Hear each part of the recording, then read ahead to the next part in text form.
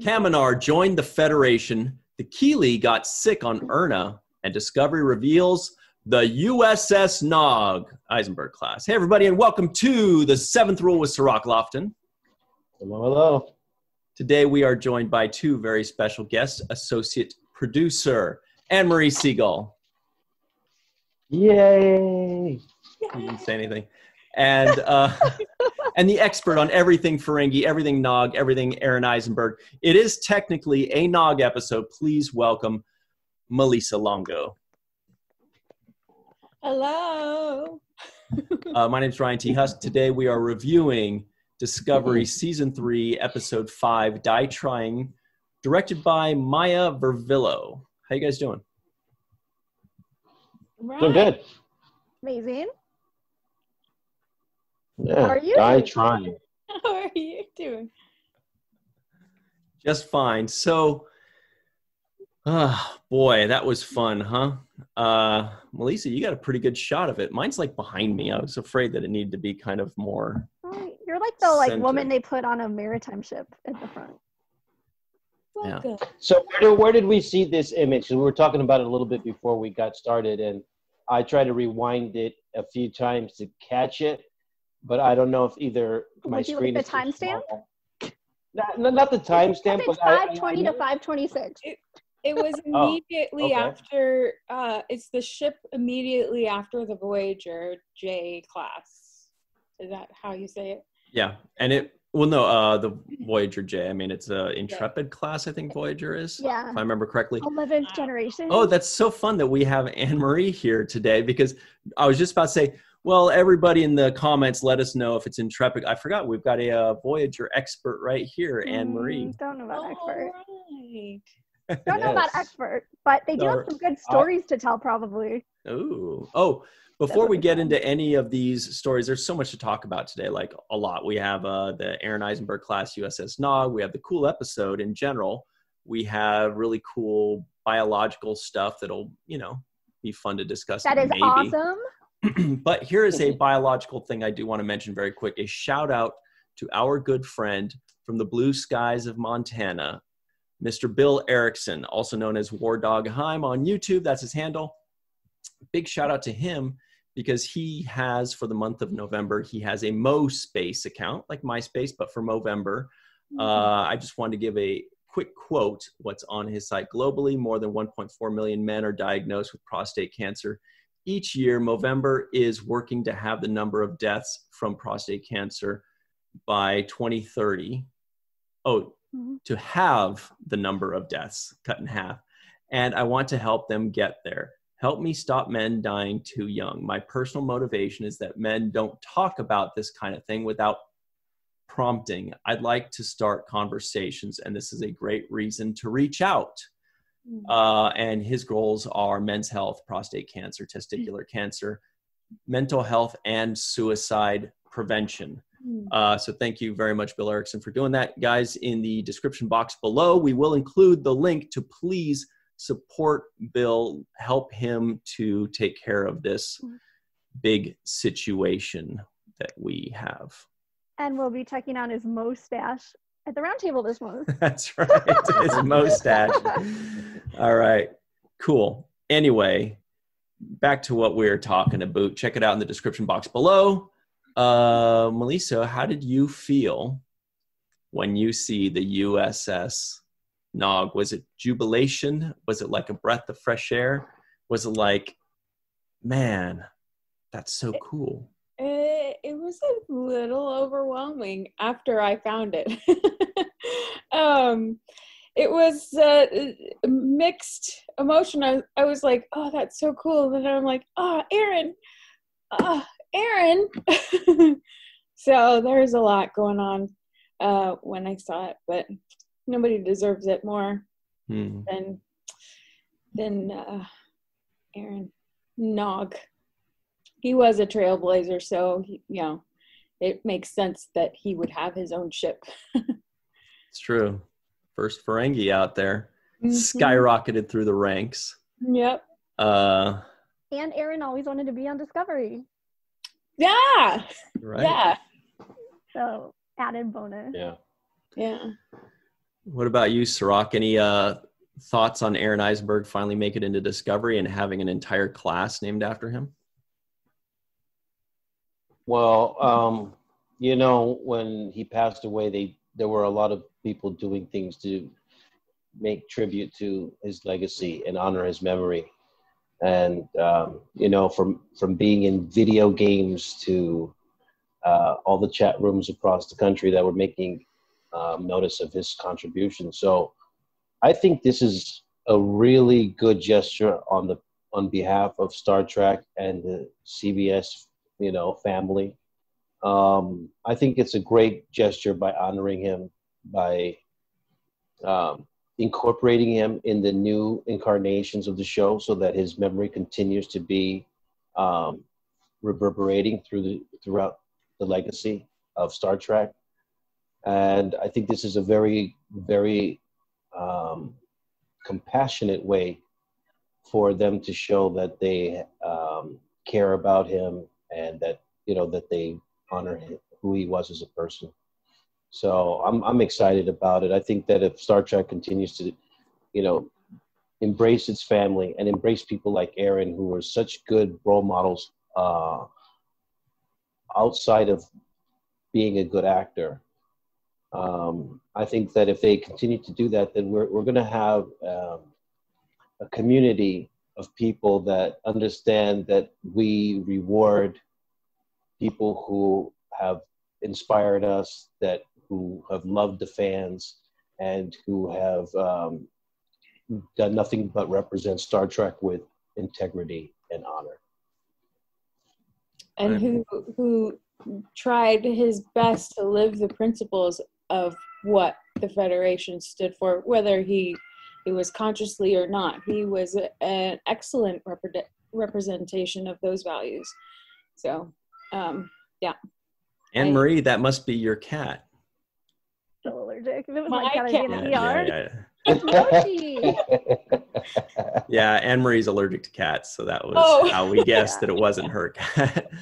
Another thing I was just thinking is that Aaron would have been the guy that was the most excited to see a tribute like this about somebody else. Yeah.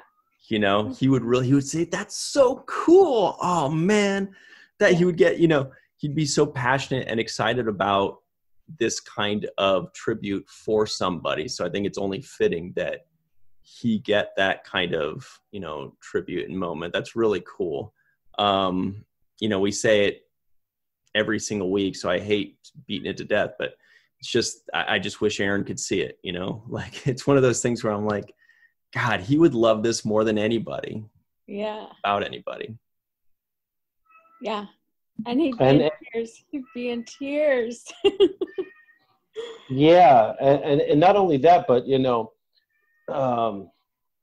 one of the things they talked about in the documentary was how his character had the biggest growth, and we saw the evolution of his character go from from such a small place to such a large and very important role.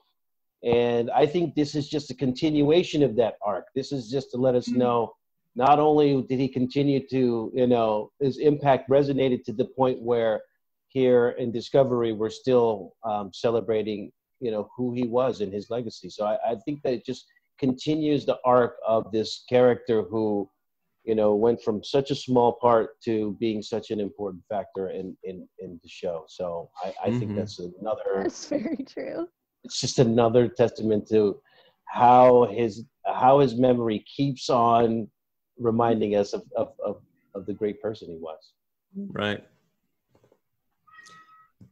What does Mochi have to say about that? She has a lot to say right now. She really does. She's very eager to Really discuss. angry because I'm not letting her in here. Well, that's really cool. So our heartfelt And thanks. it happens to be Max Grodenshick's birthday today. Yeah. Which Really? I love that it lined up. Birthday. And Wallace Shawn, but especially It's a Ferengi Thursday. This is major it. Ferengi day. Yes. November 12th is Ferengi Day. Yes. That's it. Yeah. The House Two of Horse Day. Grand Neguses in a row, Yes. and the unveiling of the USS NOG all in one day. November 12th is House of Ferengi Horse Day. Yeah. All right. So thank you very much It's to actually, Star Trek Discovery for that. We can name it the Federation Veterans Day, because it's the day after Veterans Day. The Veterans Day. Veterans Day. Okay. All right. Whatever. Well, let's talk about this episode as well. Classy move by Discovery. So if somebody is lacking in class, we'll be like, dude, get some Eisenberg class, dude. Come on. Yeah. I think that's appropriate. So from that to prions, what are those things? Prion diseases. Oh my yeah, God. So prion cool. diseases. So the Keeley They're the coolest. They got some kind of disease in Erna, of course, everybody knows. And they started talking about some biological and medical things that we obviously don't know too much about. But luckily, we have a doctor on hand here, Dr. Marie Segal. Also, shout out to another associate producer who's also a doctor, Susan V. Gruner. But Anne-Marie, what are prion diseases? Oh my gosh, they're amazing. Well, they're amazing. They sound amazing. I can't wait. Well, so little is known about them. So basically, they're proteins, and a lot of times you get them by like eating something that already has them, and then instead of like DNA or RNA that then code into cells and make their own proteins, this protein sort of like gloms onto like your current proteins and ends up making like aggregates of basically dead tissue called amyloids, usually in your brain. So examples of that are like mad cow disease in cows, and then Creutzfeldt-Jakob syndrome in people. But my favorite, that's like always a footnote and really you have favorites? Textbooks. Yes, it's called Kuru disease, Kuru, and that basically happens in Papua New Guinea in a cannibalistic tribe where they eat the brains of other people, and then that's how it's transmitted. But like very little is known, and major shout out to Dr. Mohammed Noor, who wrote this amazing book, Live Long and Evolve, which of course I have tabbed. But he's also the new biology consultant for Star Trek, and you definitely can tell because there's this really elegant, sophisticated plot line where they've set it up to get mutations in plants because of the heavy metals like getting through the atmosphere. And there have been some plant-like proteins that sort of act like, exhibit some prion-like behaviors. So he applied that to like humanoids, and that's causing the prion disease. So then we have to go find the plant to trace it back.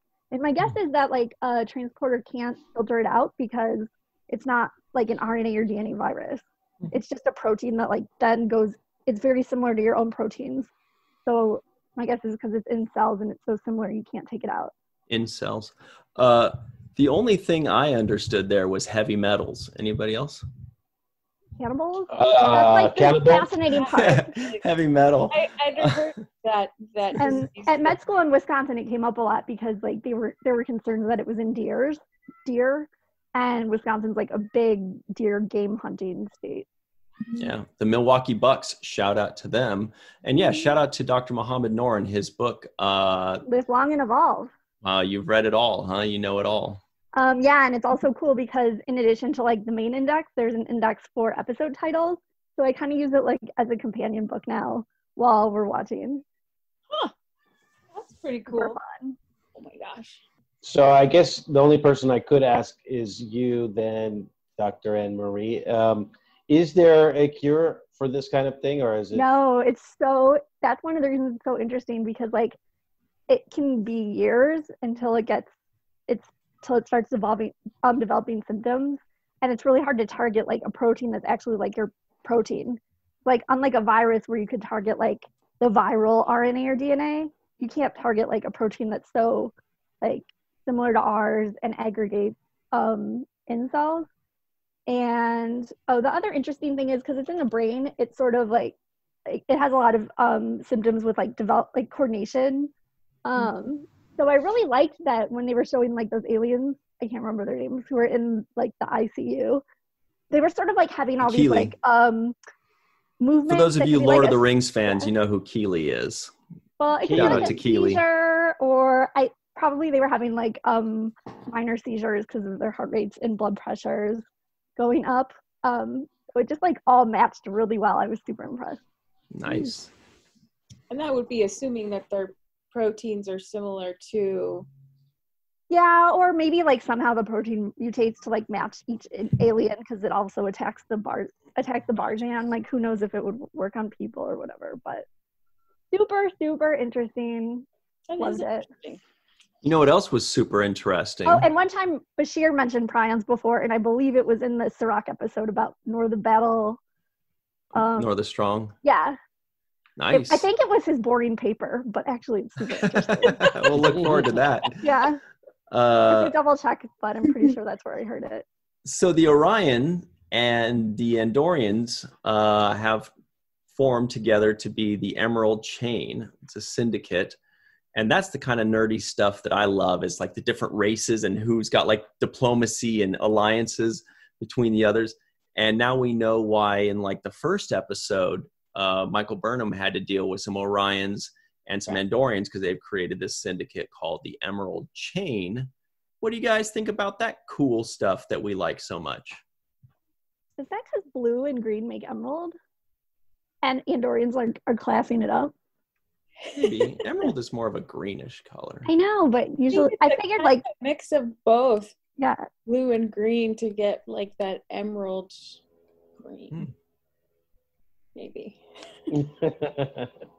Yeah, I wanted to know more about that name. They did mention something about the changing of alliances, and I think that they said that the Federation had gone down to like 38 world members. That's cool. Oh yeah. Yeah, so I mean, we definitely see a different Federation now. Watching this episode and kind of seeing how,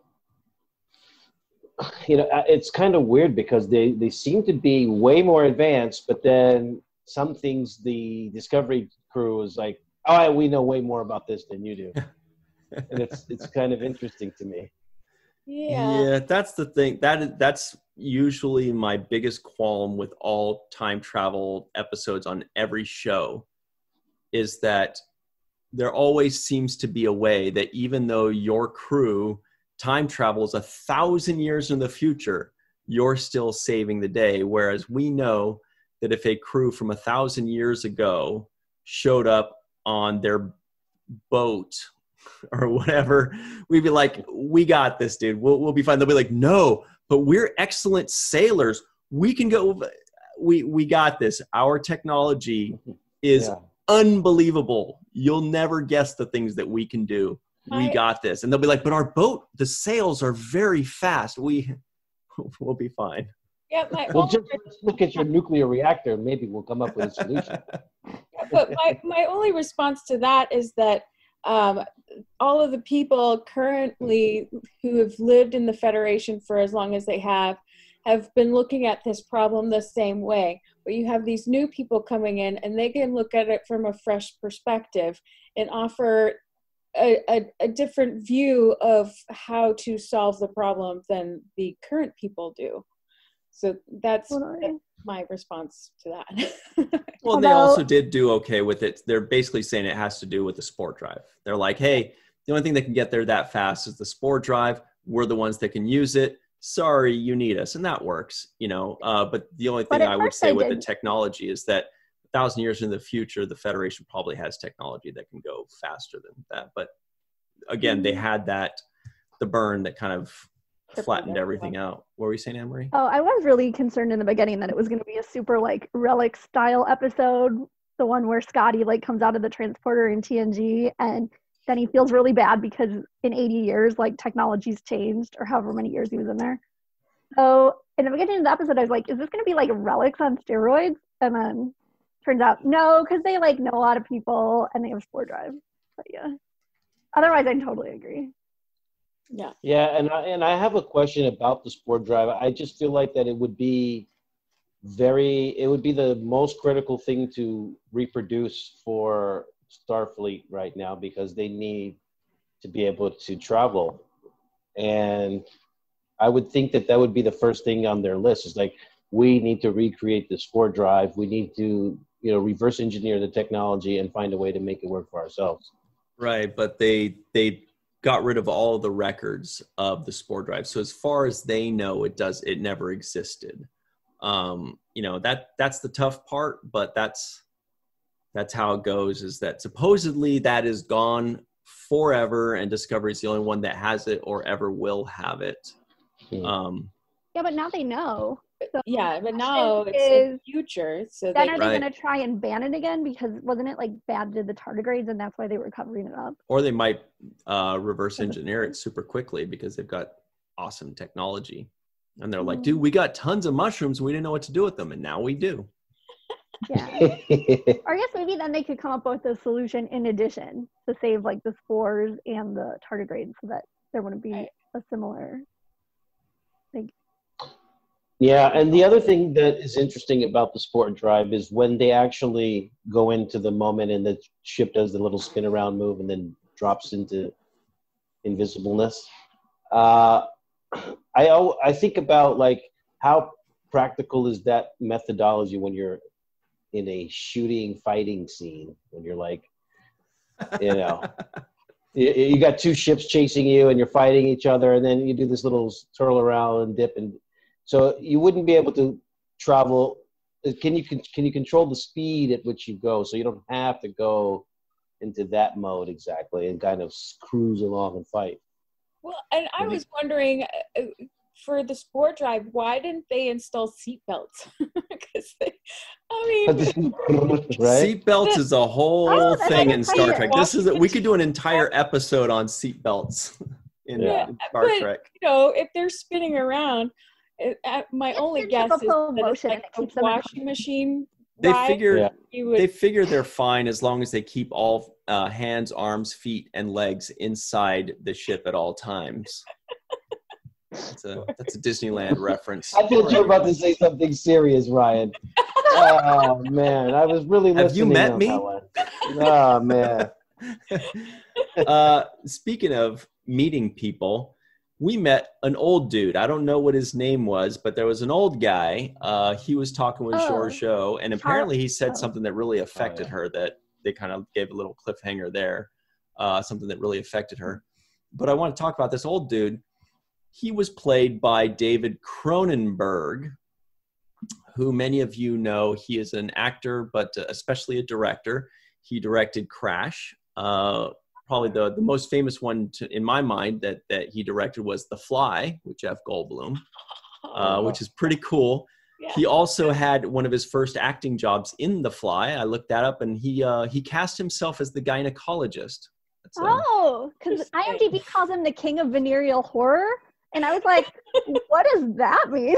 Yeah, I didn't even know explanation. That. Now it makes sense. So apparently now that's it. Cirroc, your thoughts? No comment. That's my no comment from me. It's a no from me. Oh my gosh! I guess we can move on from him then. Well, first of all, I want to check and make sure you guys aren't holograms. Oh, okay. And I love that it's sort of like, are you a changeling? Are you a changeling? It felt like very much like Magnificent Ferengi. But okay. I really liked how like when you like see Giorgio in the beginning of the episode and all other episodes, she's always like so powerful and looks so badass and her makeup's all perfect. And like she even looks cool in the beginning of that scene with like that ridiculous blue sparkly eyeliner. But then like costume and makeup was so amazing because like towards the end of the episode, after she learned that like horrible stuff about what happened in the mirror universe, she just like looks ridiculous in it, like the way the lighting and everything, and it just makes her look so vulnerable. I thought it was like, and suddenly like her amazing sexy outfit look a little ridiculous, her makeup looks like a little bit clownish. I just thought it was so good the way they did it. Okay, I gotta fact check that scene with the blinking. This one I can turn away, to enjoy a good TV show. But the fact check is, Giorgio blinks, right? She was a genie. Yeah, she's blinking to disable the holograms, and her explanation is that if she blinks at their harmonic rate, it breaks the holograms, Totally right? buy it. Totally Okay. buy it. My question is, can she, a person, a human, measure a machine's harmonic rate? She's not a cyborg. She's not a computer. She didn't tap them and listen. Yep. And then how does she have such incredible control of her eyes to know exactly the speed at which you need to go to do no. I can buy a mushroom drive, but I cannot buy that a human can measure a harmonic rate and duplicate it in there blinking. No. Give it a try. Go ahead and try. It does have that retinal difference that the alternate universe has, like Lorca had. Exactly. Which is why bright lights affected him so much. So there's something in there. That's not a measurement of time, no, but though. also she started messing with them with words. She was totally kirking it up, as Sabrina Wood from Sci-Fi Sisters calls it in the Nice live shout chat. out. And kirking it up means doing anything like Kirk, but in this case, it's like trying to mess with a computer. So she starts like mixing words up to throw them off. And my guess is she's like calculating like how long it takes them to respond, and then she turns that into her eye batting. Like when she said like the duology of biology, or like something about like dual biology, and then she's like bioduology. Like it was super Kirky.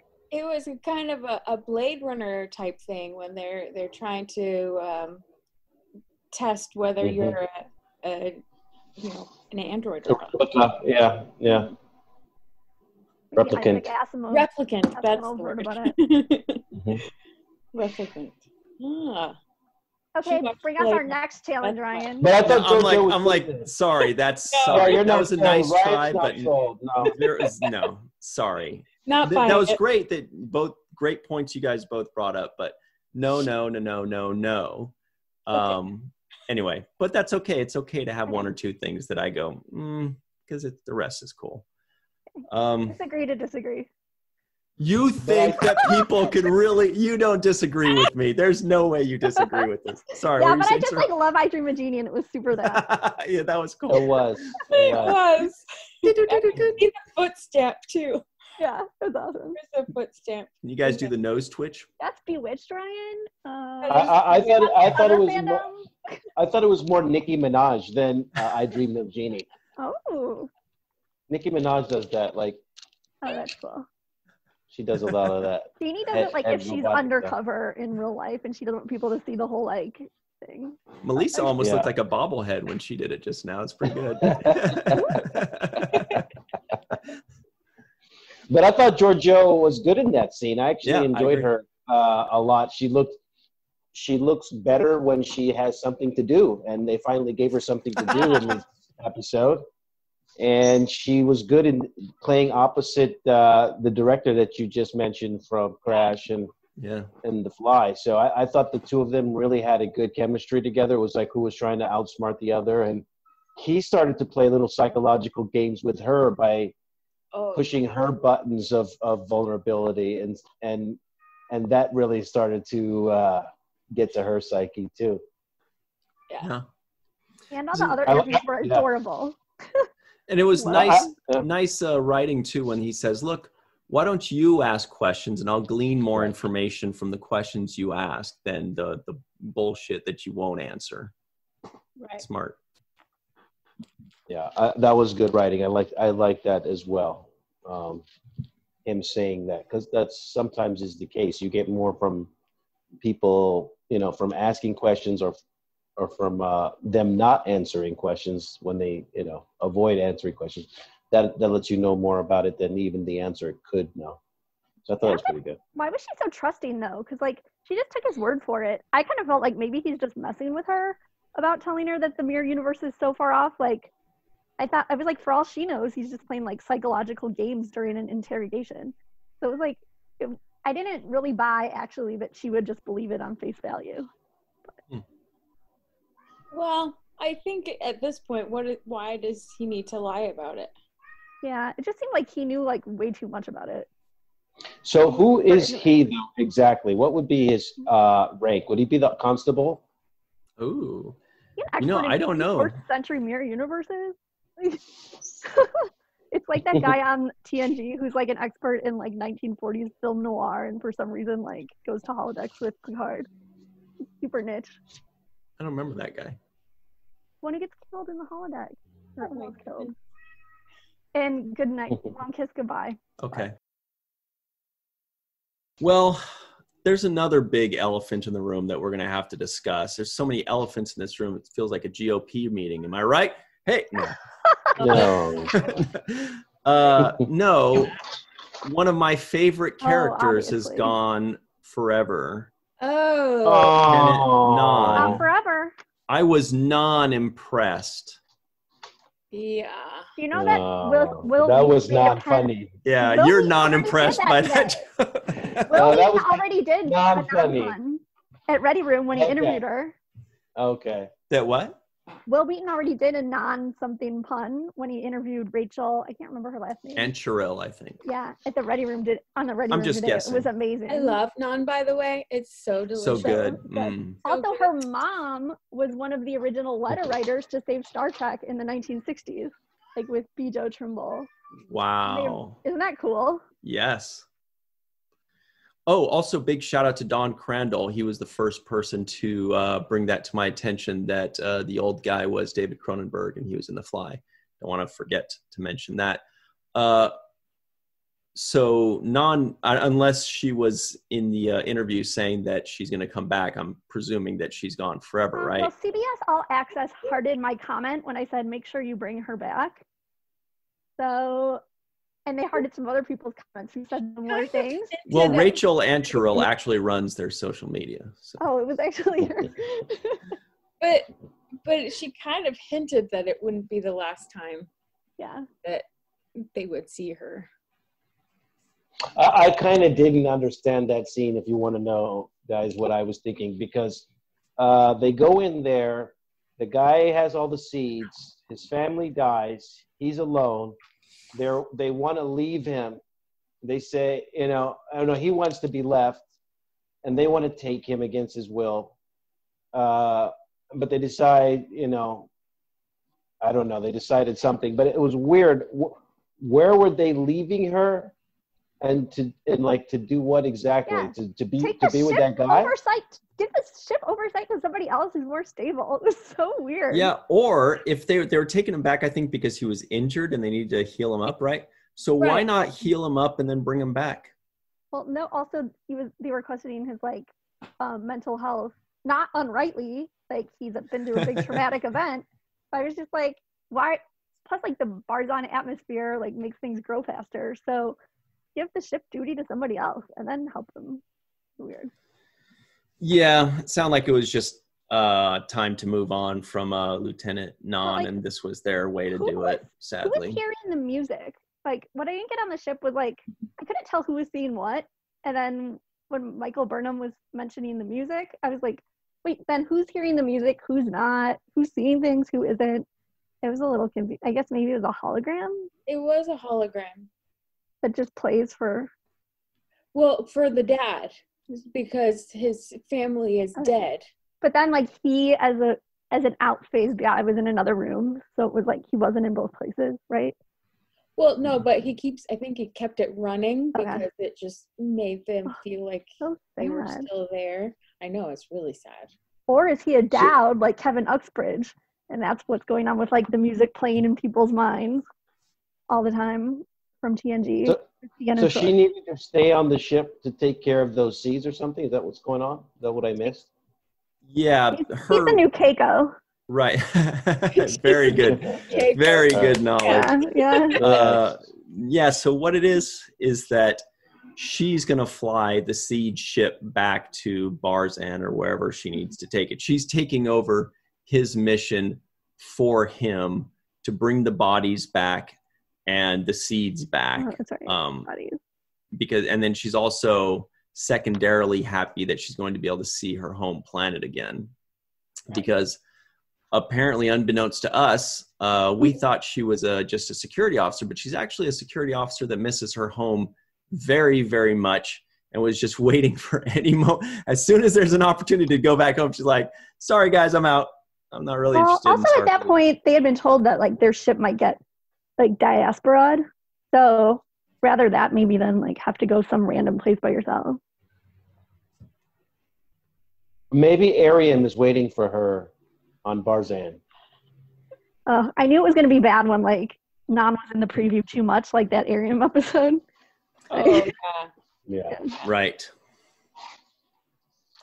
Yeah, I don't know. I'm not really so. I mean, I know you like Non a lot, Lieutenant Non. I wasn't like super attached to her. Yeah. Then Well, I saw she this was Ready super Room attached to you, and now I Cirroc. love her. I don't know. And I really liked, I mean, they keep getting rid of my favorite characters. Like I really liked Commander Landry at the beginning and Culber, and they killed him, but they brought him back. Saru, so, you know. But he's cool with his murder now, so it's okay. Yeah. That was funny. That was funny. Yeah, there were a few Who's things your in new there favorite? about the. Well, I guess right now it's still just Culber and Saru, because Non was in my top 3, I think. Non, Culber, and Saru. I like Lieutenant Nilsson. I think that was a character they were never planning on having. I think she's just the character that they created to be able to use that actress that played Ariam originally, Sarah Middich. And so I think they just kind of created that. And that's kind of the freedom of having a new character just kind of created. Like when you're writing, I've done this before, when I'm writing something, I have this core group of characters. Sometimes my favorite character ends up being a character that I just came up with to fit a plot point or something. And then that one just kind of grows more and more and more and kind of takes over, and you end up liking that one more than a lot of others. And I can see some of that growth starting with her. You know, she is theoretically third in charge, because when Michael and Saru are gone, she's sitting in the captain's chair, just like Ariam did before her. And I think it was... You mean Nelson? Yeah. Talking about Nelson? Yeah. I thought somebody else was given in charge too at one point. Yeah, Right. I think it Bryce. was Reese, or was it Bryce? Actually, now I'm Bryce. not sure because I was getting confused. I thought it was Bryce. Okay. I don't know. I just heard it. I wasn't looking at the Really screen. know Right. their names. Yeah. I actually know them from reading Ryan's Discovery fan fiction. Because he loves Bryce and Reese. I know. I wrote that, and I still got them mixed up just now. Yeah, That's like the only forgot reason I who know it their was. names. But I know that another person was given the cons. So Right. I paid attention to it because actually when you mentioned that last time, Ryan, you said you always pay attention to who's left in control when the first officers are gone. And so then I start to pay attention too. And now every time they leave and they see you're in charge, I kind of make note of that. It's interesting. It gives us a little insight as to how the hierarchy goes, or at least the bridge hierarchy, because there are other officers that are, you know, higher ranking, but they're not necessarily in command or, you know, bridge officers. What did you think of Charles Vance, who I call Charles Vance Refrigeration, like in The Office, for Bob Vance? But I like am really not into him. So, oh, he's the one who's like in charge of. Yeah, he's the Starfleet. admiral. He's in charge of Starfleet. Yeah. He- Commander-in-chief. That like scary guy. He was in The Mummy. I have Right. a little rub about the new Starfleet. And I get that they're on guard because of the whole burn thing, and they're in, you know, there's a threat to the Federation and what have you. But they were really hard on Discovery, I feel like. keeping, And like, unusually hard. Yeah. And you would think that, you know, the uniforms, for one thing, it would not have been erased from the past. So, you know, these people are coming to infiltrate you in old Star Trek uniforms. Yeah. I mean, it's a Federation. Like, that is so a no like an old ship and- 2020. I don't know. I was just like, there's so much more evidence to show that they are saying who they say they are than not. It's not like... So weird. So you guys touched on also the actor that plays him. His name is Oded Fair, I believe. And he's Israeli, an Israeli actor. Shout out to a friend of mine, Oded Mazor, who's probably not watching this, but he's also Israeli. So I guess the dude was Israeli based on the name. But yeah, he was in The Mummy. He was also in Resident Evil. That's another Don Crandall special that he messaged me real quick. Mm-hmm. He's quick on the draw, that guy. Oh, well, I have to give a shout out to Annabelle Wallace, who's the Zorro computer, because she's one of the stars of Peaky Blinders for the first few seasons, which has won like a million BAFTAs and like Irish TV show awards and stuff. It's amazing, but there's some like really prestige actors on this show. Ronnie from Schitt's Creek last week was like the head of Trill. Watch your mouth, Anne Marie. Come on. Yeah. Like they're getting some big people. Here? I like the actor that played Charles Vance, this Oded guy. I've seen him in the movies that you mentioned and other films as well. I think he's a really good actor. He's actually a big movie actor, so him doing television is kind of almost, a step down, quote unquote, for him. But I thought he's really good at the role because I always like people that make me hate them. Yeah.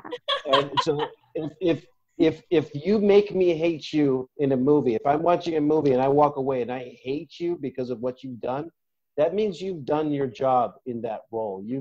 Is that why we get along so well, Cirroc? Exactly. But also, like, even more fun because it's Star Trek, so they'll make us love him unless he does something horrible. They'll either make us love him or make us like really hate him, and I can't wait for that journey. Yeah, but I think of Kai, Kai Wynn, and those kinds of characters that are just like really good at making you hate them. I'm sorry, Melissa. No, I do like that he kind of softened at the end. The acting was phenomenal, but I think the tone of the approach of the writing was a little too one note and high, like especially that uniform that looks like a little more militaristic that he's wearing. Well, I think like a little bit better. How about like Nazi? Yeah. Well, I think they're trying to do that on purpose. I think they're saying, hey, the Federation has become, kind of like Earth. Remember, Earth was very defensive. With, like the Earth bondage, but that like weird collar that like looks so like. Yeah. So they're all being, the Federation is being a lot more, maybe isolationist, maybe a lot safer about things rather than going out and exploring. They're just kind of trying to defend themselves because they're losing a lot of races. A lot of these races are leaving and teaming up with other races. And so, yeah, I think that's deliberate. I think they're kind of creating that kind of situation on purpose. Yeah. I get that, but there's overkill. I mean, there'd have to be some semblance of the old Federation just somewhere. I mean, if there wasn't, what was the purpose of the guy in the first episode? He definitely had that hope. Right, the guy holding the flag. Yeah, so the entire hope of the Federation is obliterated. I mean, I don't buy that. Hope dies last. It's interesting though that you say that the guy was kind of Nazi-ish, being that he's Israeli. So there's maybe something poetic there. I said that the uniforms were right. Yeah, it's like a skit that's like. Yeah. I'll tell you what I liked about that actor though was that, and I'd never seen him before. I don't think I've seen The Mummy or Resident Evil or any of those. That was where I had my first date when I was 14. Good to know. Yeah, he's great. He's great as the villain in The Mummy, by the way. Really? See, I just thought that he was a very interesting actor, that he delivered things in a way, as actors, when we were watching other actors, for me, my favorite thing is when an actor delivers something in a way I would have not expected or guessed or done myself. And then I kind of question myself. I'm like, oh shoot, maybe that is a better way to deliver that line. That's pretty interesting, and it seemed like he delivered every line in a way that I wasn't necessarily expecting. No, he's a very interesting actor to watch. Definitely. He is a very interesting actor. Yeah, and he challenged Burnham in a lot of ways, where she is usually the person that's the voice of authority, or really. Kind of putting her impression on things. He was able to really kind of shut her down in many instances in this, and kind of make her look like, no, you're not in charge here. I'm the person that's in charge. I run the show. But I have to agree with you, Melissa, that I don't think it's logical for somebody to believe that if somebody were to come out of the past 1,000 years ago into our present day, we would both have curiosity.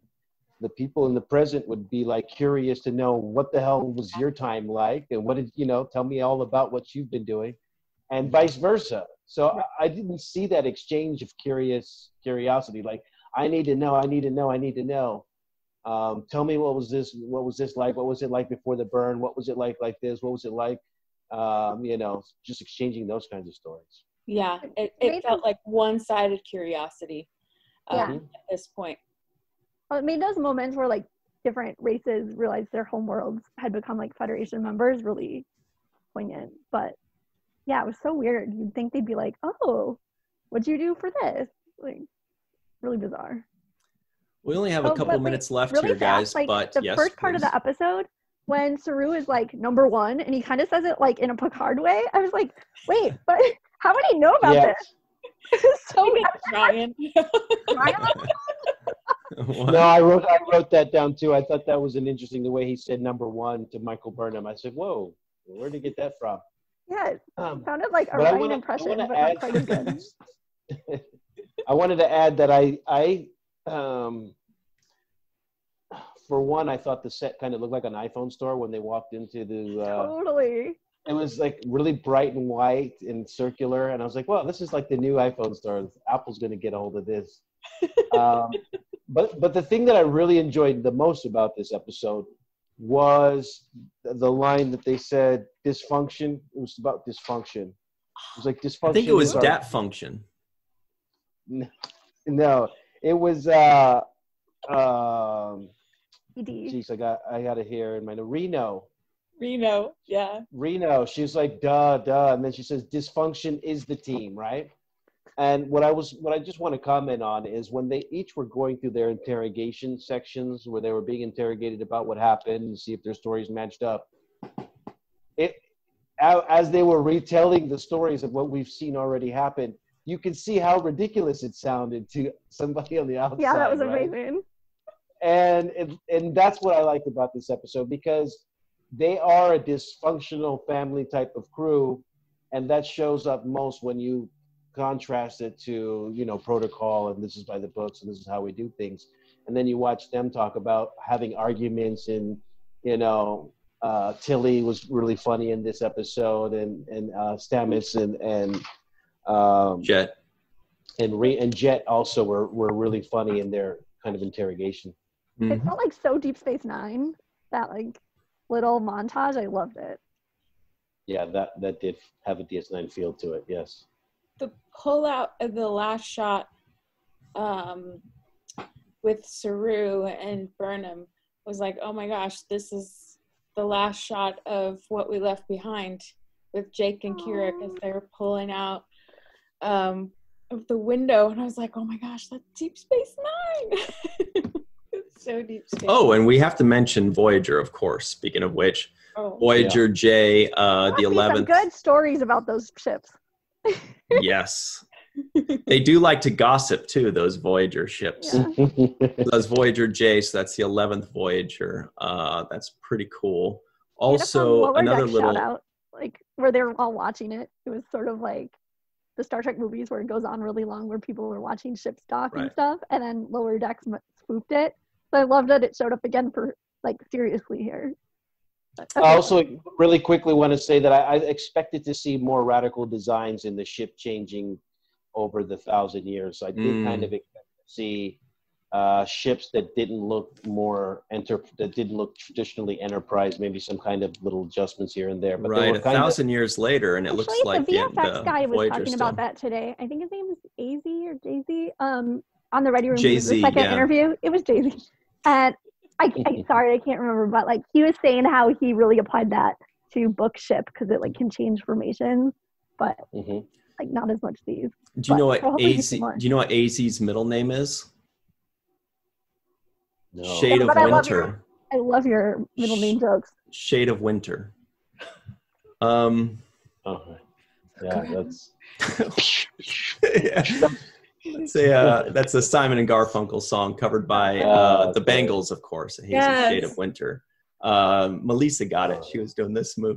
Also, there was the old dude's birthday was April 5th, which we know is First Contact Day, and they did mention 2063. Pierogi I think is the year.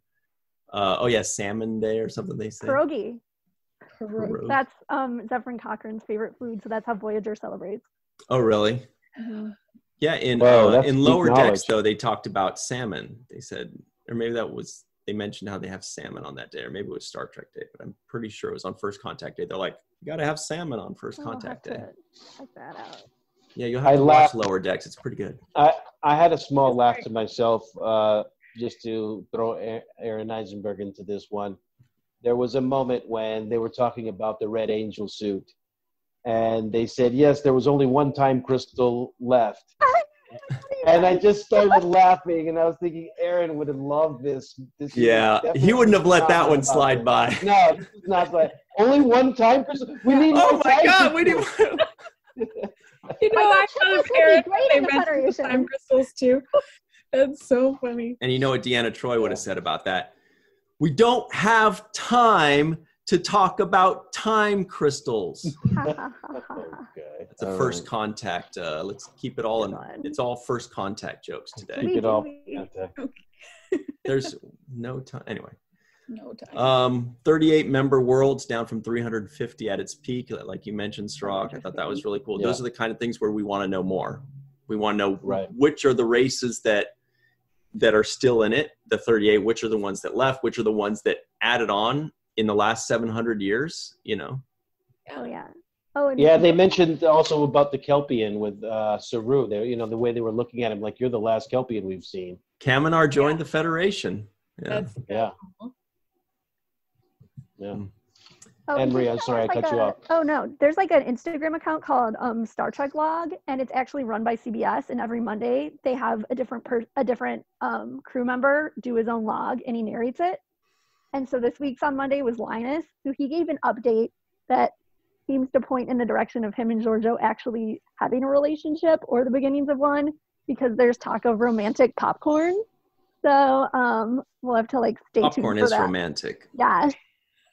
Except for and it's like a hilarious log in his voice. So you have to check that out if you haven't.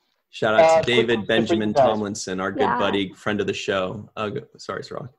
I wanted to ask you guys, am I missing the obvious here? They said that Giorgio is on the station to watch over somebody she cares about, or is on the ship? You mean on the ship? Yeah. It's got to be Michael Burnham. Yeah. It's Burnham, right? Mm-hmm. I mean, that's my guess, but I didn't know. Pretty soon, Linus too, I hope. Yeah, but maybe we'll find out it's not Burnham. She's like, I don't care about Burnham. It's all about Linus. Yeah. I really hope so. It's all about the Saurians. With a romantic popcorn in mind, I went back and like watched their scenes together, and there's definitely something going on. One other Easter egg I saw in there, beside Easter egg Nog, is thank you. Was Kazon. I saw the word Kazon on one of the screens when they're arriving and looking through stuff. I never thought to screenshot screens. There was, they just said Kazon. I couldn't read what was below it, like if it said Kazon class ship or Kazon species, but I did for sure see the word Kazon.